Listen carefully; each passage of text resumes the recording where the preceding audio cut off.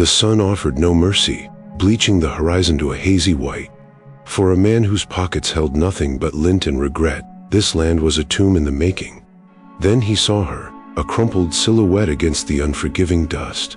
Her voice was the last ember of a dying fire. "Don't let me die out here." Her eyes, wild with fear, made a desperate bargain with his soul.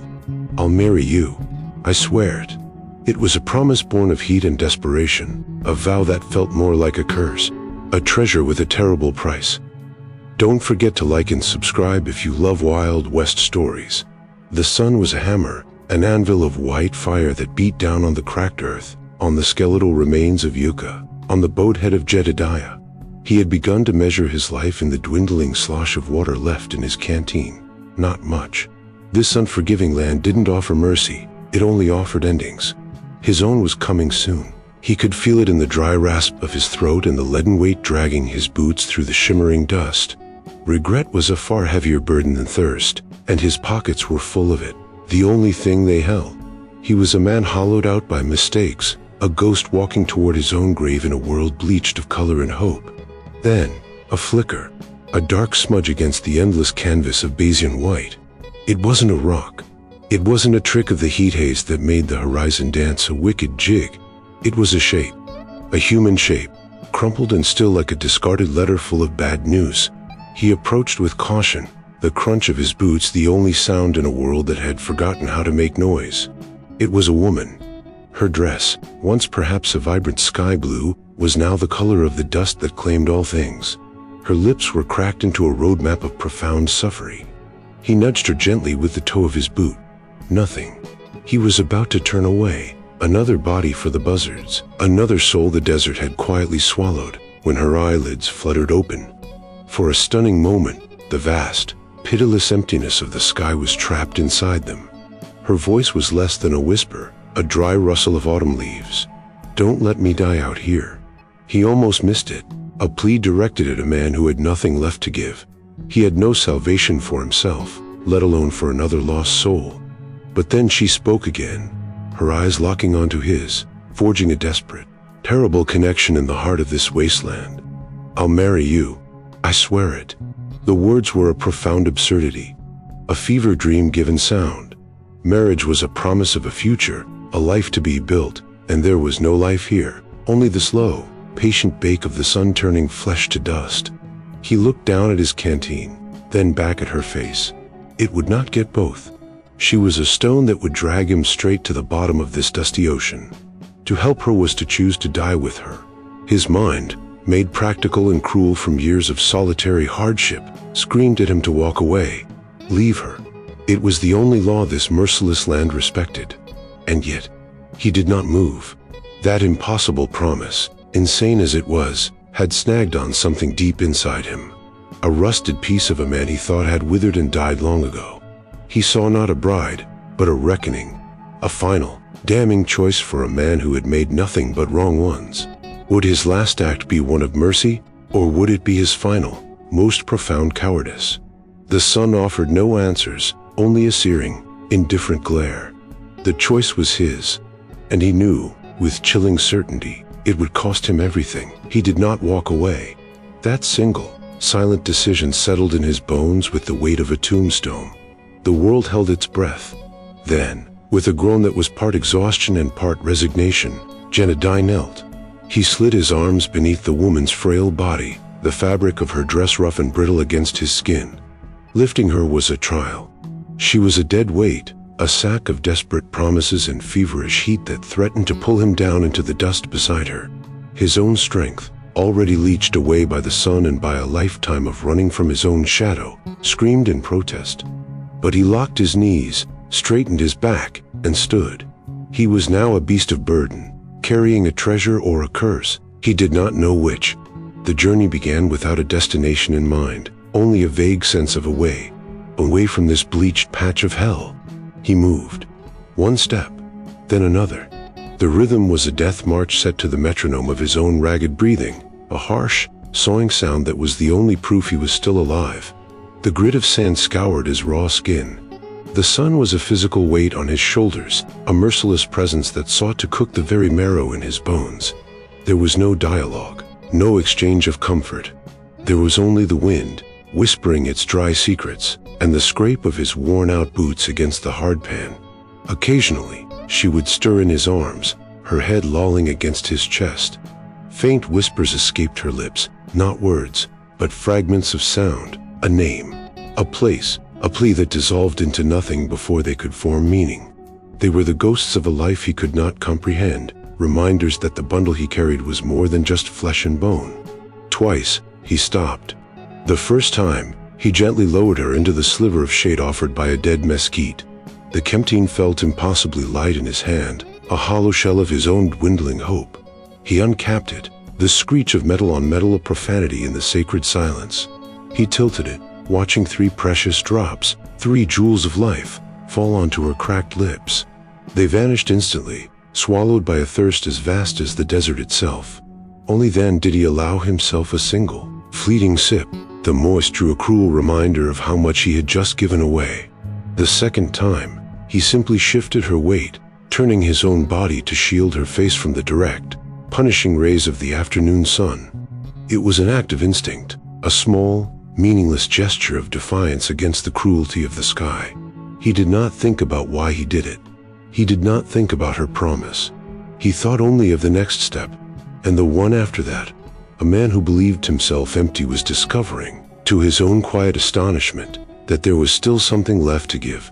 He was becoming someone else out here, in the heart of nowhere, defined not by his past failures, but by the impossible weight he had chosen to carry. The cabin was a skeleton picked clean by years of wind and sun, a hollow space that offered nothing but a reprieve from the relentless sky. He laid her down on a cot of rotting timber and straw, the movement a slow, aching ritual. Outside, the wind moaned, a lonely ghost rattling the bones of the structure.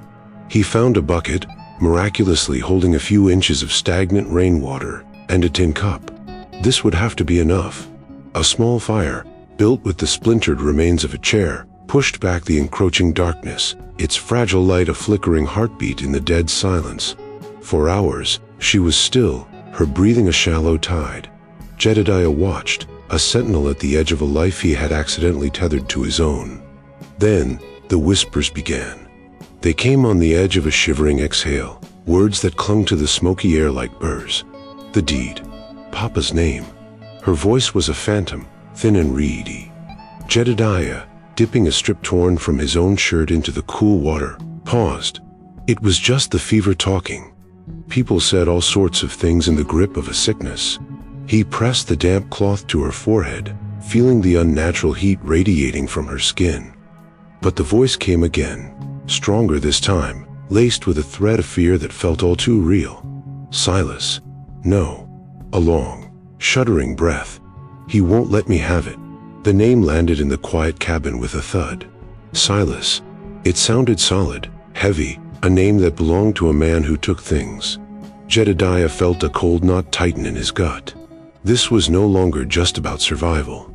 He had stumbled over the edge of a story he did not know, a story that had followed this woman into the desert and left her for dead.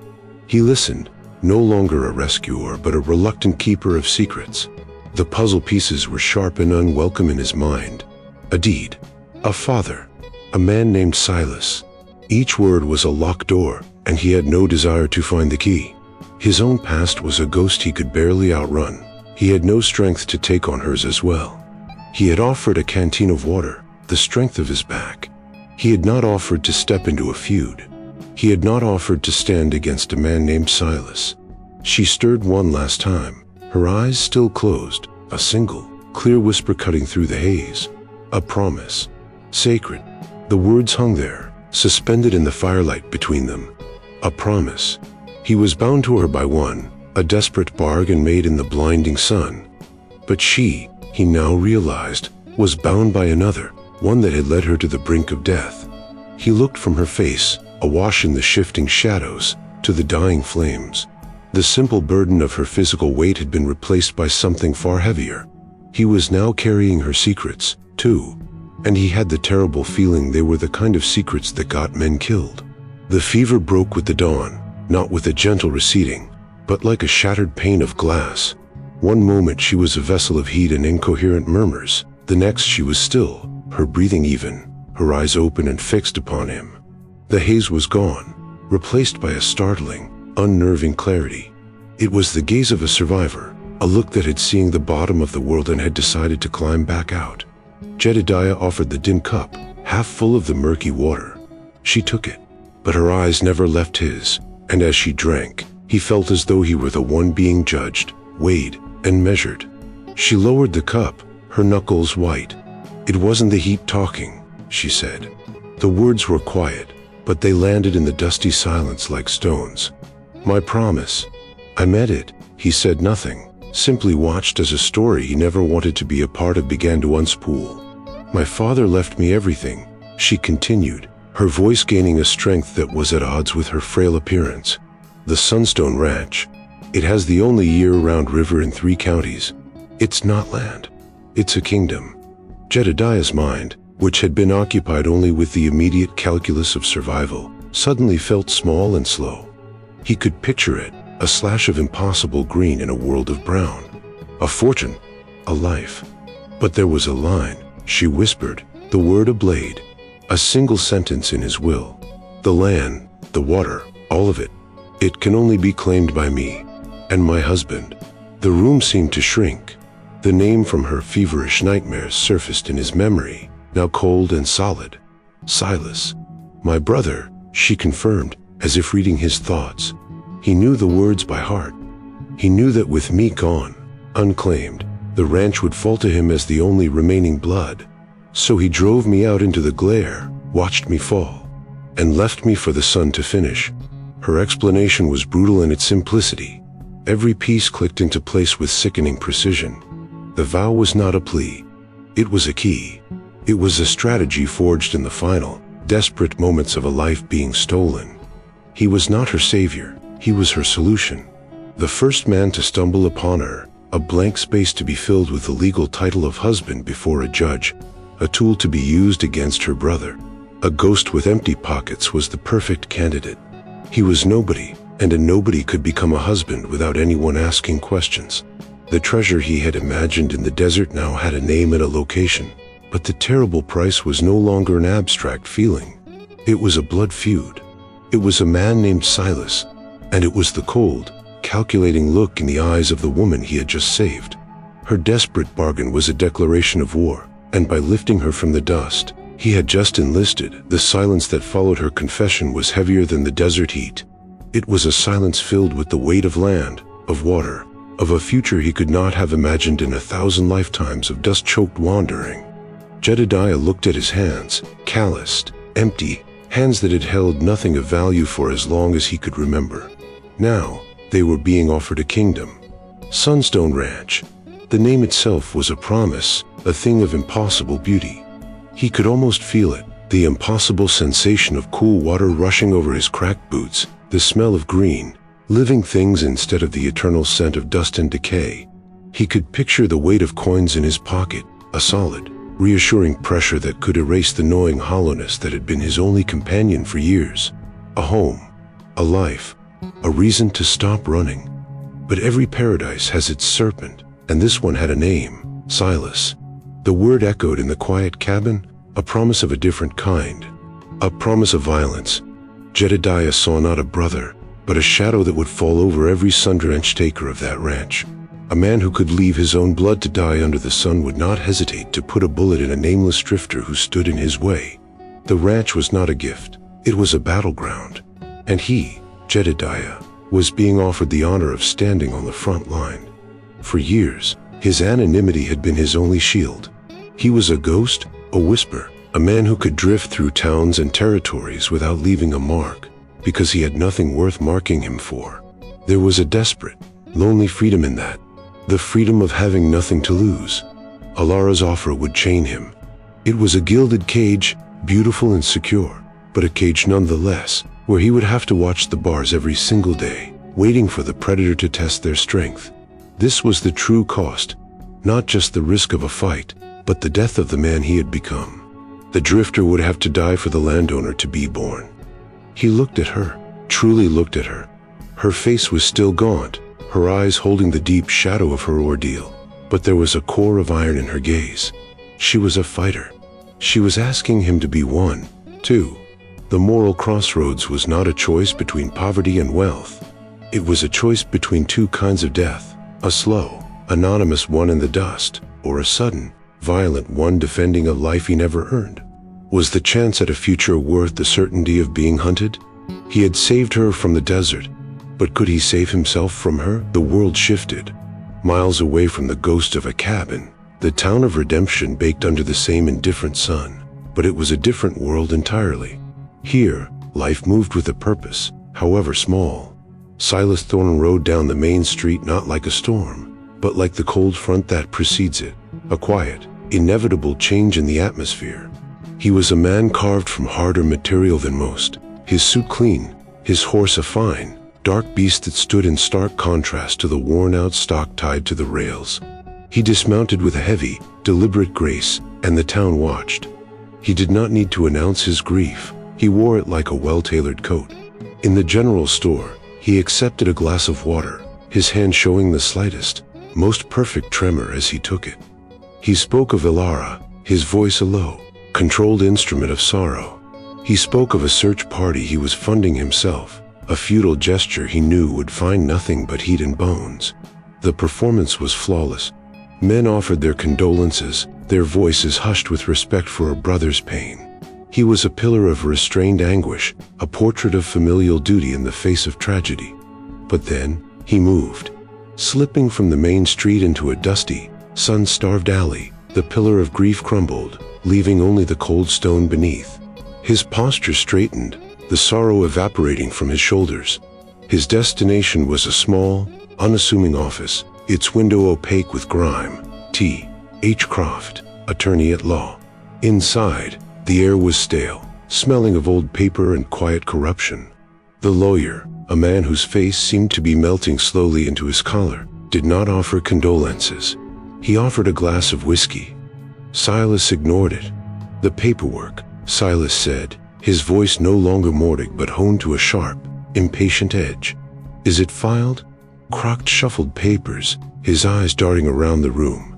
Patience, Silas. The law requires a period of declaration. We must be seen to wait, to hope. Hope is a luxury for fools and priests, Silas cut in, his voice dropping to a near whisper. The Lord requires a body to declare a death. There will be no body. I need her declared gone. I need the title cleared. He placed a heavy leather pouch on the desk. The clink of coins was the only honest sound in the room. Croft's eyes fixed on it. 10 days, the lawyer said. The circuit judge will be here in 10 days. With a preliminary filing now, and no sign of her then. It will be done. Silas gave a curt nod, his face an unreadable mask. He turned and walked out, re-emerging into the harsh sunlight, the coat of a grieving brother settling perfectly back onto his shoulders. The clock had started ticking, days bled into one another, marked only by the shifting slice of light that cut across the cabin's dirt floor. There were no grand declarations, no oaths sworn in the firelight. Jedediah's choice was not spoken, it was built. He worked with a grim, silent purpose, his hands becoming the voice of his decision. He found a rusted spade head and spent an afternoon digging a new fire pit, one that wouldn't send so much smoke into the sky. He used the flat edge of a rock to sharpen his knife, the rhythmic scrape, scrape, scrape, a constant, meditative sound. He scavenged loose planks from a collapsed section of the roof, forcing them into the weak spots around the door frame, wedging them tight. Each action was a brick in a fortress he was building around her, around the impossible future she had offered. She, in turn, found her own language. While he worked, she took a small sewing kit from a hidden pocket in her dress, a last vestige of a different life, and mended a long, ragged tear in the shoulder of his shirt. Her fingers, though still thin, were steady. It was an act of quiet reciprocity, a gesture of impossible domesticity in a place where survival was the only rule. She was stitching together the man who was holding her world together. They were two ghosts haunting a forgotten place, slowly learning to see one another. The third day, he laid his revolver on the crude wooden table between them. The thud of the heavy steel was a violation of their fragile peace. It was the world knocking, a reminder of Silas and the ticking clock. You need to know how, he said, the words stark and few. He led her outside, into the blinding glare. He placed the weapon in her hand, and she flinched at the cold, alien weight. It was heavier than she imagined, a solid piece of death. He stood behind her, his presence a wall of warmth at her back. "Don't fight it," he murmured, his voice low by her ear. "Feel the balance." His calloused hand covered hers, his fingers aligning her own on the grip. The contact was electric, a sudden, shocking intimacy that had nothing to do with romance and everything to do with the grim reality of their pact. His thumb gently guided hers to the hammer. The air was thick with the scent of sagebrush and the faint, metallic smell of gun oil. A slow squeeze, he breathed. "Steady, like you mean it." The world narrowed to the beat of the front sight, the vast, empty horizon, and the pressure of his hand on hers. They were no longer a drifter and a desperate woman. In that silent, sun-drenched moment, bound together by a piece of steel, they became allies. A fragile, unspoken partnership forged in the shadow of a coming storm. The fragile piece of the cabin could not hold. It was a shelter, not a solution. The outside world, with its lawyers and its deadlines, was coming for them. Alara was the one who broke the silence, her voice devoid of the weakness it had held just days before. "He'll be in for redemption," she stated, not as a guess, but as a certainty. "My brother knows the law. He'll have a judge declare me dead in less than a fortnight. 10 days. The number, unspoken, settled between them like a shroud. 10 days until her life was legally extinguished. 10 days until Silas Thorne became the master of Sunstone Ranch. There was no more time for mending shirts or building fortifications. The only defense was to attack, to race the light of the county seat in Silver Creek. Jed and I met her gaze, and in that silent exchange, the alliance was sealed in steel. He gave a single, curt nod.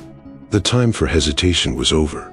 He had been a man adrift, but now he had a heading, a destination dictated by a desperate promise. They left at dusk, melting into the purple shadows that bled across the plains. The cabin, their temporary world, shrank behind them until it was just another dark shape in a landscape of them. It had been a refuge, but now it felt like a cage they had just escaped. The journey was no longer a slow, plodding march of survival. It was a desperate, thundering charge toward a future. Jedediah had bartered his horse in the last town for supplies, a foolish trade he now bitterly regretted. They rode double on her mare, a sturdy beast but one now tasked with carrying the weight of 2 lives and one impossible hope. The rhythm of the ride was a frantic, punishing gallop. The world dissolved into a blur of rock and sage, a gray-brown canvas streaked by the wind. Poof beats became their new language, a constant, driving drumbeat that pounded out a single word: faster. They were no longer just running from the sun. They were racing against a signature on a piece of paper, an invisible enemy far more dangerous than the heat. Every distant dust devil on the horizon was a phantom rider. Every coyote's cry was a warning. Jedediah's hand rested on the grip of his revolver, a cold, constant reminder of the price of failure. He was no longer just a man carrying a burden. He was a guard, a partner, a man riding headlong into a feud that was not his own, all for a future he couldn't yet believe in. This was the true crossing, not of the desert, but of a line within himself. He was no longer just helping her live. He was fighting for their life. They appeared as if from the baked earth itself, a mirage of 4 riders materializing from the heat haze, a solid wall of horseflesh and leather that blocked the path to Silver Creek. The frantic, hopeful rhythm of their ride shattered into an abrupt, heart-stopping silence. Jedediah reined the Marion, his arm instinctively tightening around Alara as she went rigid in front of him. In the lead was a man who wore his authority as easily as he wore his fine, dark coat. He was clean in a world of dust, solid in a world of shimmering air. Jedediah didn't need to be told. This was Silas. He dismounted, not with the hurried motion of a concerned brother, but with the fluid, predatory grace of a man who owned the ground he stood on. His face was a masterpiece of controlled anguish. Alara. The name was a caress, a lie that wrapped itself in the velvet of faint relief. "My God, child, you're alive." He took a step forward, his hands outstretched. His men did not move, their positions a silent, strategic cage. "We've been searching for days. I feared the worst." Jedediah felt the lie like a physical blow. This was the voice that had sentenced her to death by sun, now dripping with false honey. Alara's fingers dug into his arm, small points of pressure that transmitted her terror, her resolve. Silas's gaze finally slid over Jedediah, dismissing him in an instant. He was a piece of driftwood, a sun-scorched vagrant his sister had clung to. Nothing more. "You poor thing," Silas continued, his eyes locked on Alara, his words a weapon meant to isolate and reclaim her. "Whatever this man has done, it's over now. You're safe. Come with me. We'll go home. Home." The word was a venomous dart. Jedediah watched the performance, a spectator in a drama that was about to consume him. He was a ghost, a nameless, faceless variable in Silas's perfect calculation. He could stay that way. He could be nothing. But he felt the tremor that ran through Alara's body, a silent scream against the calm, manipulative poison of her brother's voice. He remembered her whispers in the cabin, the weight of the revolver in her hand, the quiet promise of his own actions. He had built a wall around her. Now he had to stand on it. Slowly, deliberately, he shifted his weight in the saddle, a small movement that was a declaration. Silas's eyes, cold and sharp as obsidian chips, finally focused on him, a flicker of annoyance in their depths. The ghost was no longer content to be invisible. He had to step out of the background. He had to become real. The air was a held breath. Silas's hand, still outstretched, hung in the space between them, an offering of poison disguised as sanctuary. He was a portrait of patient power, a man waiting for his property to be returned. Jedediah felt the tremor in Alara's back, a silent plea that was louder than any shout. The ghost inside him, the one that had survived for years by being invisible, screamed at him to say nothing, to melt back into the dust, to let the world happen to him, as it always had, because ghosts could not be harmed. But the man who had carried her, who had shared his last drops of water, who had felt the weight of her hand in his while teaching her how to fight, that man refused to remain silent. "She's with me." The three words were not loud, but they cracked the tense silence like a whip. They landed with the force of a gunshot, a sudden, shocking report in the dead air that made one of Silas's men flinch. Silas himself froze, his mask of concern faltering for a crucial instant. A flicker of genuine confusion crossed his face. Jedediah nudged the mare forward a single step, a small, deliberate movement that placed himself more fully between Silas and Alara. "I'm her fiancé," he said the word, and it felt both like a monumental lie and the truest thing he had ever uttered. It was a brand he was searing onto his own soul, a claim that would define whatever was left of his life. The confusion on Silas's face curdled, then broke into a low, ugly chuckle. The chuckle grew into a full-throated laugh, a sound not of humor but of pure, condescending scorn. It was a cruel, grating sound that clawed at the quiet dignity Jedediah was trying to build. Silas's eyes raked over him, like a contemptuous inventory of the patched shirt, the worn-out boots, the lean, sun-scorched frame. "Fiancé?" he scoffed, the word dripping with derision. "You? A walking scarecrow with nothing but dust in your pockets? She has promised you a piece of her fortune. Is that it? A desperate bid from a desperate woman." Every jeering word was a physical blow meant to shatter his resolve, to remind him of his place, which was nowhere. The old Jedediah would have flinched. He would have looked at the ground, his face burning with the familiar shame of his own emptiness. He would have faded, but he did not. He held Silas's gaze, his own eyes as hard and unyielding as the desert floor. He felt the weight of Alaric's hand on his back, a silent anchor in the storm of ridicule. In that moment, the choice was made absolute. The internal battle was over. He would not be the ghost. He would be the wall. He would be the man who stood, seen and solid, against the coming darkness. The laughter died in Silas's throat, replaced by a cold, reptilian stillness. He had expected a coward. He had found something else entirely. The scorn on Silas's face collapsed into a mask of cold, hard fury. The performance was over. The brother was gone, leaving only the predator. He gave a short, sharp nod to the man on his right, a command that needed no words. Leather creaked as hands moved toward holsters. The air grew thin, the world shrinking to the space between four men and one impossible choice. Jedediah's own hand dropped to the butt of his revolver, the metal of familiar, cold promise. He was a ghost no longer. He was a shield. He was a fool about to die for a future he had only just begun to imagine. But before the first shot could tear through the fragile peace, before the desert could claim another body, Alara's voice sliced through the tension. It was not a plea. It was a judgment. Stop. The word was as sharp and clear as breaking glass, and it froze every man in place. Silas turned to her, his face a thundercloud of irritation. This doesn't concern you anymore, sister. Oh, but it does, she said, her voice ringing with an authority he had never heard from her before. It concerns the Sunstone Ranch. Papa was a student of human nature, brother, especially yours. A slow, terrible smile touched her lips. He knew you. He knew your greed. So he wrote a final chapter in his will, a postscript, just for you.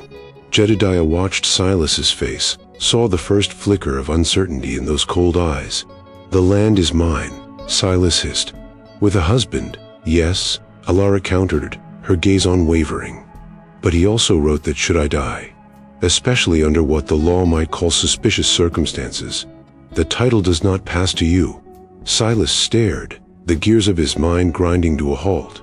The trap, unseen until this very moment, was now springing shut around him.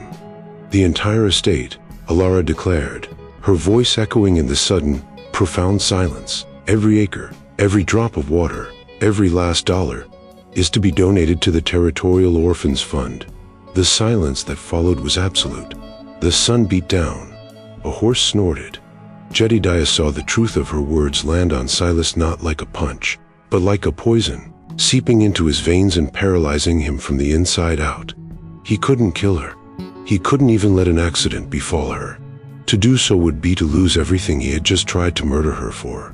His greed, the very engine of his cruelty, had become his cage. He stood there, surrounded by his hired guns, a man with all the power in the world, and none at all. Defeated by a dead man's wisdom, he was left utterly, irrevocably powerless. Silas turned without another word. A man hollered out by his own machinations, and led his men away. They were shadows receding into the glare, their retreat a silent, bitter admission of defeat. There was no victory in it, only the quiet, profound exhaustion of the war that had ended before it began. The county seat in Silver Creek was a place of straight lines and hard truths recorded in ledgers. Inside the courthouse, the air smelled of dry and unsettled dust, a place where futures were decided by the scratch of a pen on paper. Jedediah watched as Lara signed the marriage certificate, her signature a clean, decisive stroke. Then came his turn. His hand, so used to holding reins and a revolver, felt clumsy around the pen. He wrote his name, a name he had once thought worthless, and with that jagged line of ink, he sealed the desperate bargain made in the heart of the desert. The vow had been kept. The deed was filed. A legal fiction had become an undeniable fact. But the true claim was not made in that dusty room. It was made in the cold, pre-dawn air on a high ridge overlooking the Sunstone Ranch. They stood side by side, the legal documents of forgotten weight in his hand. Below them, a kingdom of impossible green unfurled in the growing light, cradling a river that shone like a vein of liquid silver. Then, the sun broke the horizon. It was not a gentle dawning, but a fierce, cinematic explosion of light, a golden tide that washed over the land, chasing the last of the shadows from the canyons. It was a promise, a new beginning. Jedediah looked at his hands, no longer empty. He held a future. He looked at her, her profile etched in the brilliant light, and he understood. The marriage had been a tool, a key to unlock a piece of paper. But standing there, sharing the silence and the sunrise, it had transformed. It was no longer a bargain. It was a foundation, a fragile, unspoken promise of a shared future, built on the ashes of a terrible past. The man who had been defined by his regrets, who had sought freedom in having nothing, was now anchored to this land, to this woman. He had not been redeemed by a signature or a title, but by a choice made in the dust, the choice to carry a burden that had, in the end, carried him home. What is a promise really worth when it is born from desperation? And can a life full of empty pockets and wrong turns ever be truly redeemed by a single, selfless act? Help us tell more stories from the quiet frontier. Please like this video, subscribe to the channel, and ring the bell. You'll be the first to know when the next chapter arrives.